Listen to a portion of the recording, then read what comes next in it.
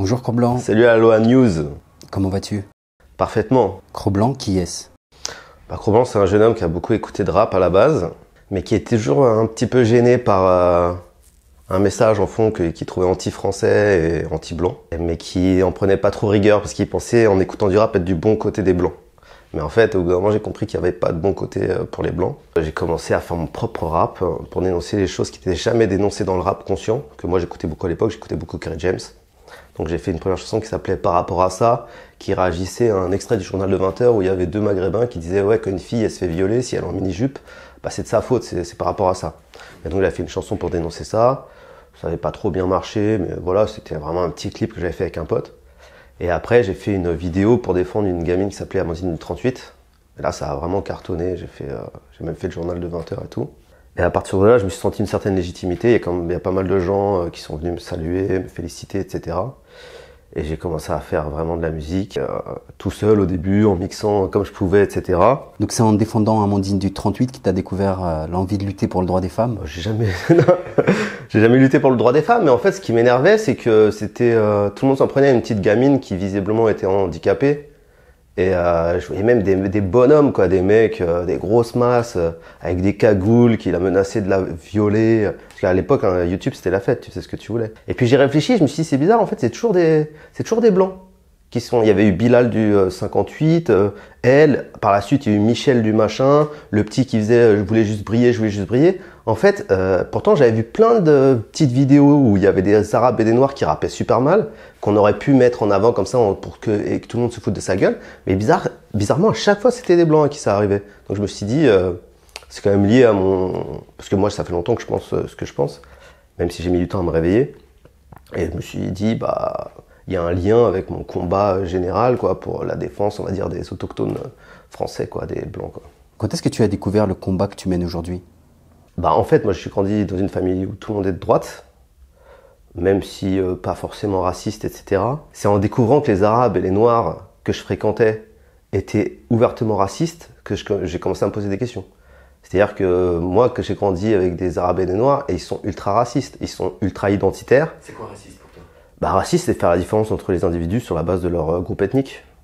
Pour moi, il n'y a pas forcément une hiérarchie, même si, à partir du moment où tu constates une différence, il y a forcément une hiérarchie derrière. Après, je dis pas une hiérarchie générale, mais il y a forcément un qui va être mieux foutu, l'autre qui va être plus beau, l'autre qui va être plus intelligent. Et à partir du moment où il y a différence, on peut quantifier. Donc il y a forcément une hiérarchie qui s'installe. Mais après, c'est pas définitif non plus, c'est aussi individuel. Tu veux pas prendre tout un groupe et dire tous les Noirs sont feignants, tous les Arabes sont voleurs, tous les Chinois sont geeks, tous les Blancs sont fragiles. Tu peux pas dire ça. Mais tu peux tirer des généralités sur le groupe, quoi. Ça, c'est sûr. Ce qui est totalement interdit aujourd'hui, quoi. Toi, tu n'es pas un blanc fragile. Je l'ai été longtemps parce que ma mère m'a beaucoup aimé. Et dans notre société actuelle, ça peut être une tare. Elle m'a beaucoup protégé. Mais j'avais la chance d'avoir un frère qui était très violent, qui me protégeait aussi, qui était assez connu dans mon quartier. Mais un jour, j'en ai eu marre et puis il était plus en capacité de me protéger parce qu'il avait, au bout d'une vie chaotique, il a fini dans des écoles bizarres un peu loin. Et moi, j'ai dû me défendre tout seul, j'ai commencé à faire de la boxe et ça s'est arrêté en fait. Je pense que c'est pas la fragilité qui fait, c'est ton attitude dans la rue, hein, qui fait que les mecs, les prédateurs, on va dire, ce qu'on appelle les racailles, te spotent et t'identifient comme une victime et viennent t'emmerder. Si tu as la bonne attitude dans la rue, même si tu peux faire comme moi 1m70, ils se disent on attendra le suivant, quoi. Ils vont pas forcément te sauter dessus parce que t'es blanc ou parce que t'as un beau manteau ou je sais pas quoi. Faut juste avoir la bonne attitude et ça c'est beaucoup en lien avec la confiance qu'on a en soi à ce niveau-là, quoi. C'est quoi le rap identitaire et est-ce qu'on peut dire rap d'extrême droite? Oui, vous l'appelez-le comme vous voulez, moi j'assume tout, je m'en fous. Vous pouvez appeler ça rap raciste, rap identitaire, rap de blanc, je m'en fiche. La France c'est le pays des cases, donc ouais, on va dire rap identitaire blanc. Parce qu'il y a des rap identitaires de toutes les couleurs, hein. Il y a Nick Conrad, il y a Maghreb United, c'est pas de l'identitarisme ça. Je sais pas si ça se dit identitarisme, mais si des blancs faisaient la même chose, ça ferait la une du 20h. Mais des arabes, eux, ils ont le droit. C'est bizarre, je comprends pas, mais... Ou même tous les noirs qui font ouais, black, noir et fier, etc. Si un blanc disait blanc et fier, il serait traité de nazi. Être blanc, être viril, C'est interdit dans le rap français. Si t'es dans le rap français et que t'es blanc, t'as 3 possibilités. Soit t'es un menteur identitaire, c'est-à-dire que t'es un Seth Gecko ou un Akhenaton qui s'invente une identité. Genre je suis italien, alors que le mec il a rien à voir avec l'Italie. Je suis roumain comme Seth Gecko alors que le mec c'est un polonais ou je sais pas quoi. Et voilà, donc tu t'inventes une identité, t'as pas le droit de dire que t'es français. Le deuxième cas de figure c'est l'ethnomasochiste.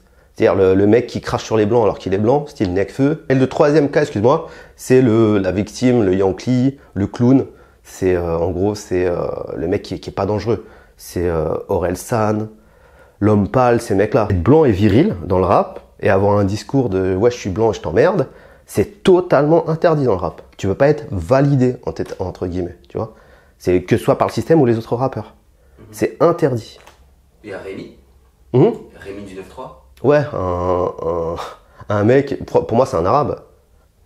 Pourquoi? Bah parce que ça se voit, le mec il est intégré à l'envers, ce mec. À mon avis, il bouffe que des kebabs, il doit traîner que dans sa cité à fumer des joints toute la journée, la moitié obèse. C'est pas ce que j'appelle un blanc fier. Mais t'es d'accord avec moi que c'est pas des coutumes d'arabe?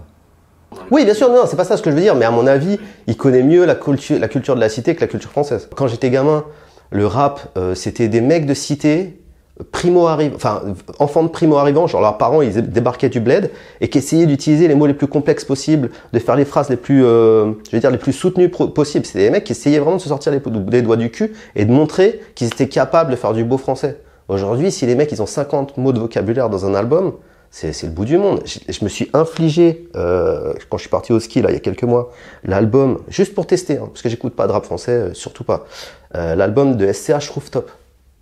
Pourtant, les SCH s'écrit très bien. Non, franchement, c'est catastrophique. C'est Gucci, Kalash, pute, Gucci, Lamborghini, pute. C'est insupportable. Les 14 chansons, c'est la même chose. Je suis trop vénère, wesh, je te tue, moi je te tire, belle dans la tête, Pour le coup. Mais il a déjà tué quelqu'un, lui. Là, il a tué qui? Il a un flingue, lui. Mais il va à l'encontre de l'exemple que tu donnes en disant qu'il n'y a pas de blanc viril. Mais c'est pas un blanc. C'est qui? Qu'est-ce qu'un blanc, alors, du coup? Mais je sais pas, pour moi, c'est pas ça, la virilité. La virilité, c'est pas la violence gratuite, c'est pas l'arrivisme, le matérialisme, le consumérisme, la prédation. C'est pas ça, les valeurs des Occidentaux. Si on veut pas dire blanc, quoi. Mais ça, c'est l'américanisation de notre société. Parfois, Une certaine part de l'Amérique, oui, je suis d'accord avec toi. On reproche au rap d'être capitaliste, mais c'est que le reflet de notre société qu'il l'est de plus en plus. Je suis d'accord avec toi. Oui, parce qu'on est rentré dans une société ultra individualiste. Mais c'est pas pour ça qu'il faut s'y engouffrer et s'y perdre. c'est pour ça qu'on a Nekfeu qui dénonce.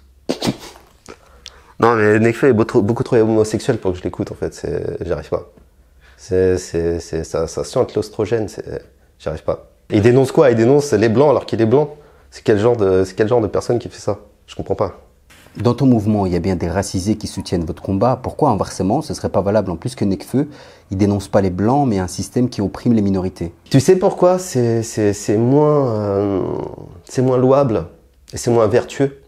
C'est parce que si demain Nekfeu disait je vote Front National, sa carrière elle s'arrêterait dans la seconde. Je trouve que le seul mec qui arrive à un petit peu jouer avec la frontière, c'est Vald. Voilà, pour moi c'est le moins pédé de tous. Tous les rappeurs blancs sont des homosexuels ou des débiles mentaux, selon moi. Mais vraiment tous ceux qui sont connus, hein. Il n'y en a pas un pour rattraper l'autre. C'est tous des soumis qui disent pas le quart de ce qu'ils pensent, j'en suis sûr. Parce que, à mon avis, ils doivent trouver ce système dégueulasse, mais ils ont envie de jouir, ils ont envie d'avoir de la thune, et ils ont été sélectionnés pour ça. C'est des mecs soumis qui disent ce qu'on leur dit de dire. En revanche, les racisés dont tu me parles, même si je déteste ce terme, parce que, enfin, je veux dire les halogènes plutôt dont tu parles, c'est-à-dire des mecs qui viennent d'ailleurs. Les racisés.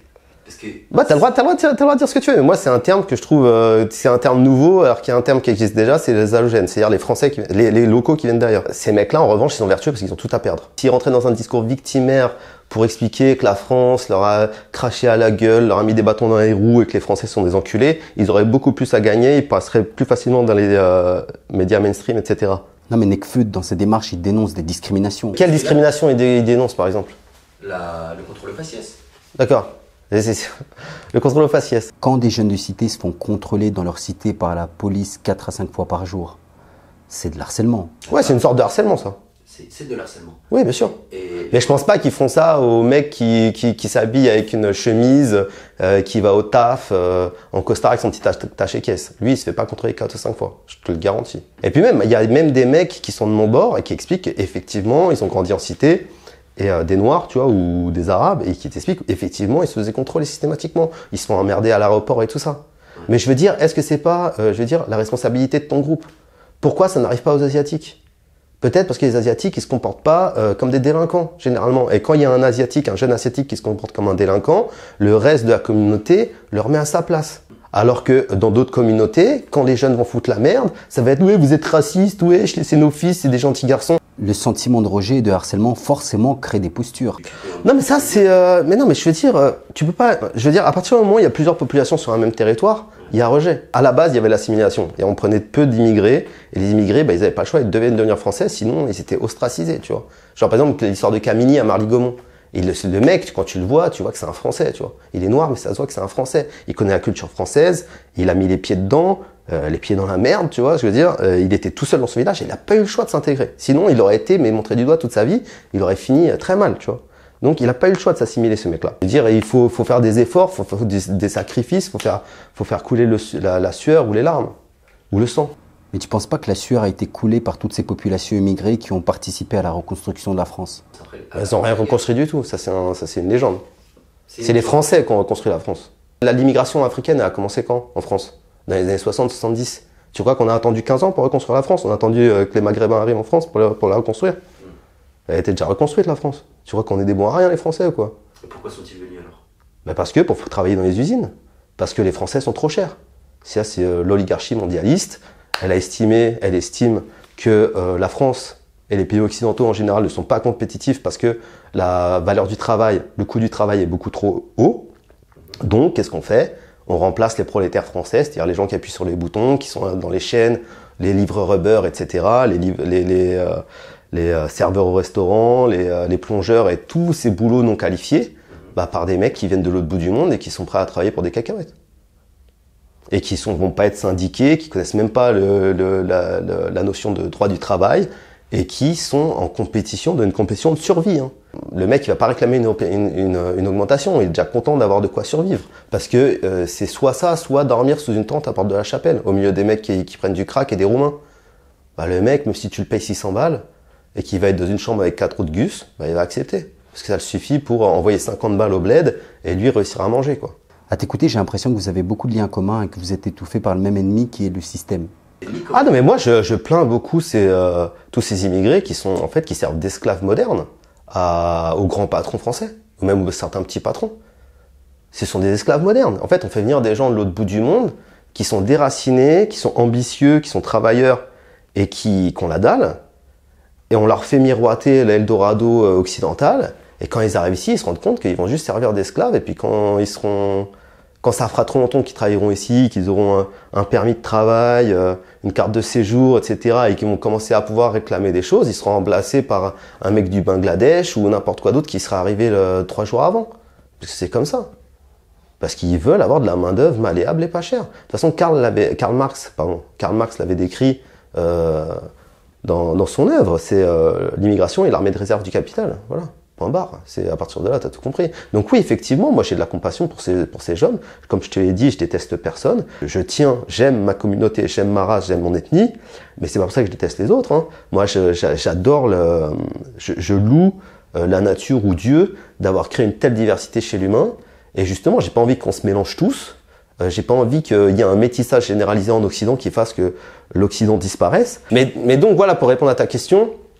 Oui, effectivement, j'ai de la compassion pour ces gens-là, mais c'est pas pour ça que je vais occulter le fait qu'ils ont pris le travail des prolétaires français. Je veux dire, c'est peut-être contre leur gré, mais je veux dire, c'est ce qui s'est passé. Regarde la restauration.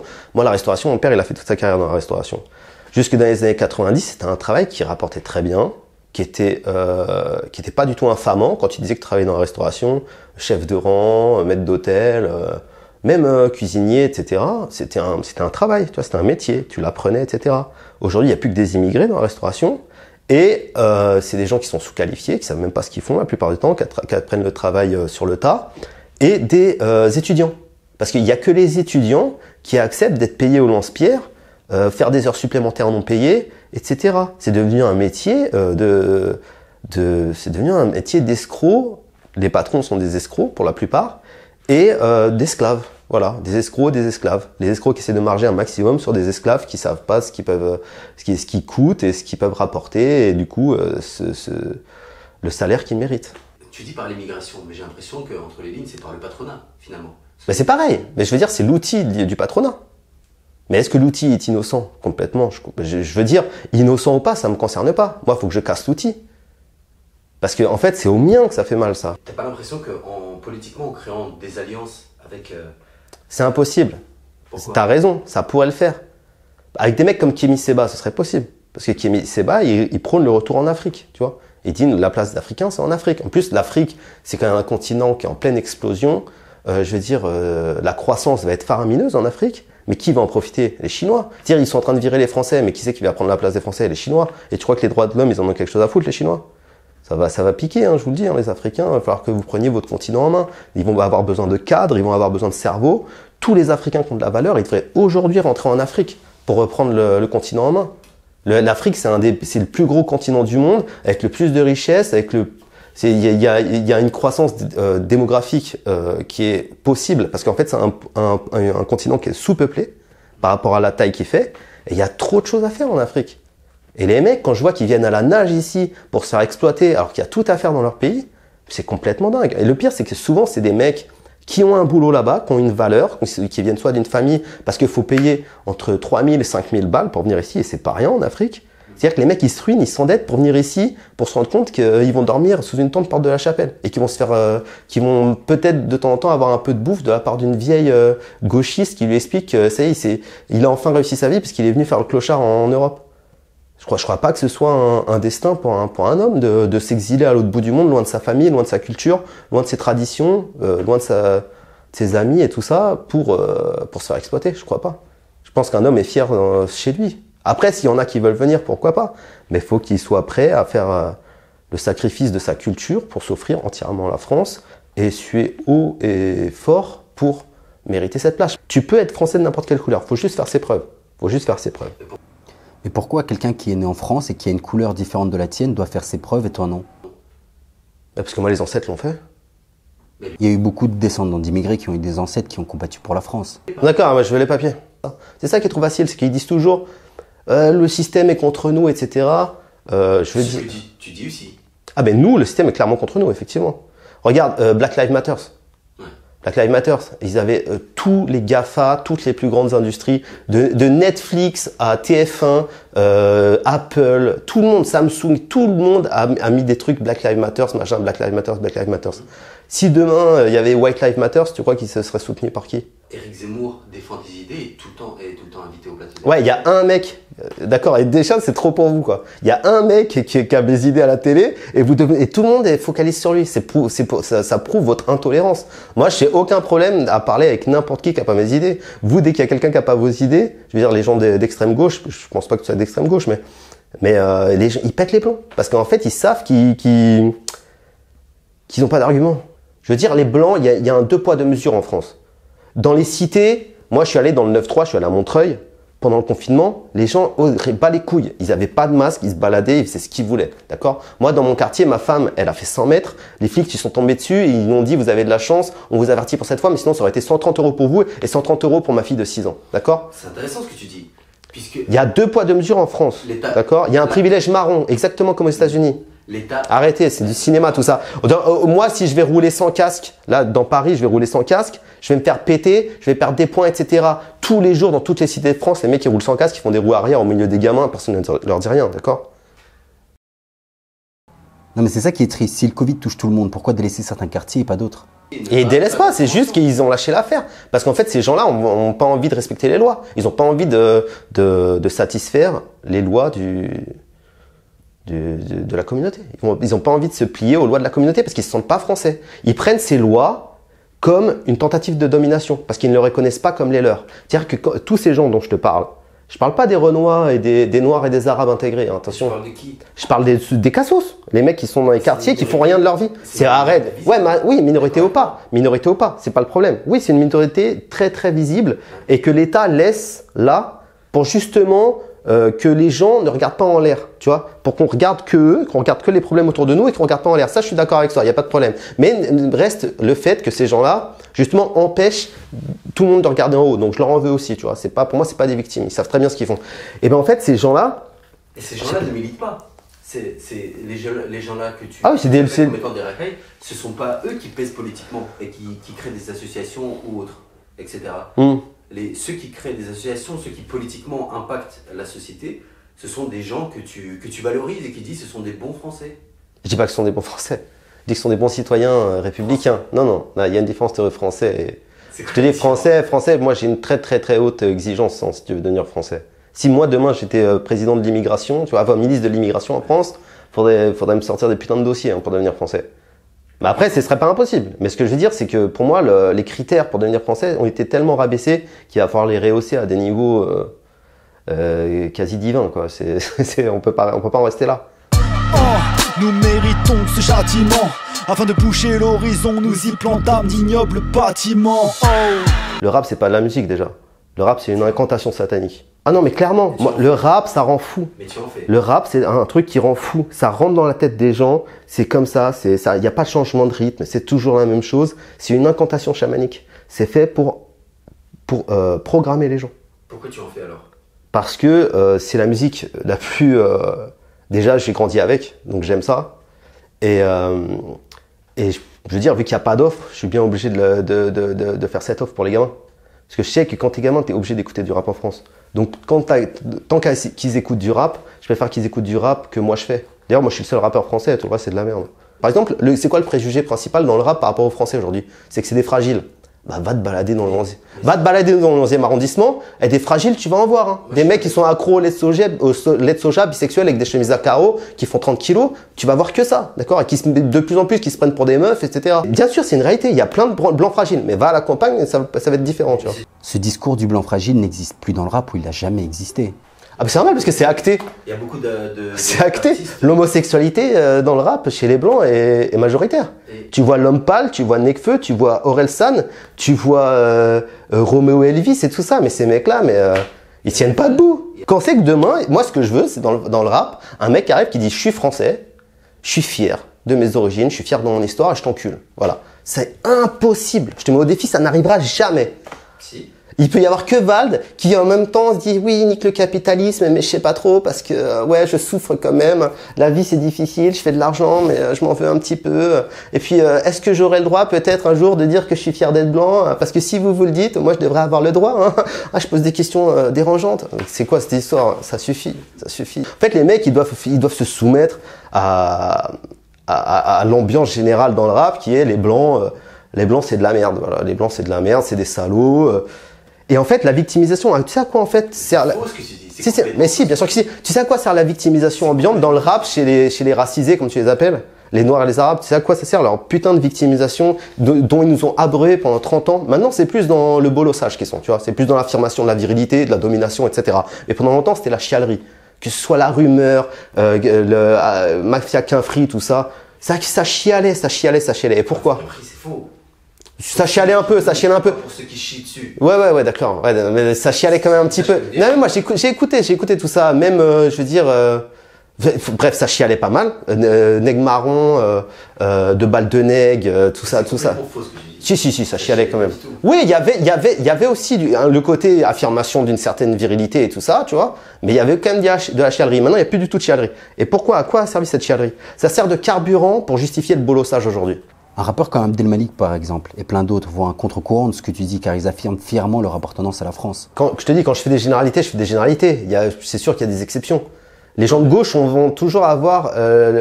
c'est-à-dire que nous, on a trop tendance à faire des généralités et vous avez trop tendance à généraliser des exceptions. D'accord? Pas du tout. Si. Pas du tout. Si. Non, mais le discours du blanc fragile tenu par des rappeurs racisés, ça n'existe pas dans le rap français. Les rappeurs racisés, comme tu dis, c'est pas eux qui valident ou pas un discours. Hein. Eux, ils s'adaptent. C'est pas eux qui font la ligne directrice du rap. Hein. Qui le fait alors? Skyrock. Et anciennement SOS Racisme. Donc en gros le Parti Socialiste. Faut s'intéresser à l'histoire du rap en France. D'accord. Aujourd'hui, à l'ère de Spotify, d'Internet, etc. Tu crois que c'est plus Skyrock qui fait la tendance? Bien sûr que non. D'accord. Non, bien sûr que non. Non, mais de toute façon, il n'y a plus de message politique dans le rap aujourd'hui. Donc, je veux dire, ça, c'est intégré. Je veux dire, c'est pas le discours qui fait les choses. Je veux dire, tout ça, en fait, c'est la substance du rap. Là, dans le rap français, tu peux pas être blanc, viril, fier de tes origines françaises. Tu peux pas arriver et dire je suis français. Pourtant, ça n'existe pas. Critiquer tous les discours qui existent dans le rap, mais il y a une grande pluralité de discours dans le rap, tu es d'accord avec ça? Non, il y en a une seule. C'est faux. Si. C'est faux. Il y a une grande différence entre Abdel Malik, Kerry James. Pareil. Big Flo et Oli. Big Flo et Oli. Ouais, ils parlent quoi de Pokémon et de Boom. Revenons, t'as une manie de bifurquer sur d'autres sujets. Là, tu m'avais dit que le seul discours qui existe dans le rap, c'est les mecs avec des guns et tout. Tu te contredis en disant que... C'est le discours ultra dominant. C'est pas parce qu'il existe 3 rappeurs qui font 300 000 vues. Arrête. Des rappeurs qui... Oui, mais des rappeurs qui font moins de vues que moi à l'époque. De quoi tu me parles? Mais attends, L'Homme Pâle. Je peux t'en citer. Mais c'est un putain de fragile, L'Homme Pâle. Mais c'est un autre discours, t'es d'accord avec Mais j'ai écouté ça. Ouais, mais c'est de la fragilité à l'état pur. Je m'en bats les couilles. C'est super. Mais non. Pourquoi c'est mal? Bah parce qu'il y a que des babtous pour faire du rap de baltringue comme ça. Moi, sors-moi un putain d'arabe ou un noir qui fait du rap de « Ouais, m'a cassé le cœur et tout ». Les autres, c'est juste pute, je la baise, levrette dans les chiottes, je mets une tarte dans la gueule, voilà. Non, c'est faux. C'est faux. Bah, Mais Big Flo et Oli, c'est des clowns, hein, ne me parle pas d'eux. C'est des clowns. Mais à chaque fois que je te donne un exemple, tu dis « Ouais, pas eux ». Mais déjà, ils sont indéfinissables, c'est même pas d'où ils sortent. Et c'est des enfants. Les mecs, ils ont des casquettes Pokémon alors qu'ils ont 30 ans, de quoi tu me parles? Ils devraient rapper sur leurs gosses, pas sur Pokémon, putain. C'est des clowns, ils jouent un rôle. Tous ces mecs-là jouent un rôle, ils rappent pas sur leur vie. Ils rappent ils font du fan service, ils rappent par rapport à ce que leur audience attend d'eux. C'est des maths pokora du rap. Moi, quand j'étais gamin, il y avait des mecs, j'étais pas d'accord avec eux, mais au moins ils rappaient avec le cœur. Par exemple, moi, un des morceaux qui m'a le plus impressionné, c'est Génération Sacrifiée de Rof, tu vois. Pourtant, je valide pas trop aujourd'hui, mais c'était déjà beaucoup plus... c'est un de mes morceaux préférés, je le connais par cœur, tu vois. Et même Kerry James, j'ai beaucoup écouté. Mais au bout d'un moment, tu te rends compte c'est pareil avec leurs fans, ils font du fan service. Parce que Kerry James, dans 28 décembre 67, je crois, l'album où il a commencé à changer et tout ça, il a commencé à en mettre, par exemple, il y a une chanson qui s'appelait Génération qui fait honte à ses parents, où il en mettait plein la gueule au racaille. Et moi, ça m'a beaucoup impressionné ce morceau. Je me suis dit, enfin un peu de vérité dans tout ce bordel. Et il s'est fait défoncer par ses fans. Du coup, il a un petit peu changé de braquet après. Non, il a fait Constat amer après. Où il parle en disant, si vous voulez, il a fait Banlieusard. Bah, c'est pas les clips qui sortent, parce que moi, excuse-moi, il est sorti, Constat amer, il est sorti, et il dénonce les communautés en disant, c'est pas normal. C'est pas normal. Pourquoi D'accord, ok. Moi, je sais que Kerry James c'est plus mesuré que... Même si aujourd'hui, je trouve qu'il se vautre un peu dans la facilité, mais à une époque, c'est vrai qu'il était beaucoup plus mesuré que ça. Ça, je viens de le dire. Quelques années, là. Oui, je viens de le dire. Pourquoi, quand c'est un noir qui le dit, c'est « Ouais, bien frère, t'as raison de dire les vérités », quand c'est un blanc, c'est « Fils de pute de raciste, on va te niquer ta mère ». Parce que moi, j'ai pas dit des choses différentes qu'eux. Hein. Non mais, d'accord. Là, on parle des morceaux qui critiquent leur propre communauté. D'accord. Ah, donc on a le droit de critiquer sa propre communauté et pas les autres? Si, bien sûr. D'accord. Si, bien sûr. Sauf les blancs, en fait. Sauf les blancs, ils ont pas le droit de le faire. Mais donne-moi des exemples de critiques des autres communautés. Moi, je l'ai fait. Je me suis fait insulter, menacer de mort à des niveaux, tu peux même pas imaginer. C'est pareil pour les autres. Je pense pas.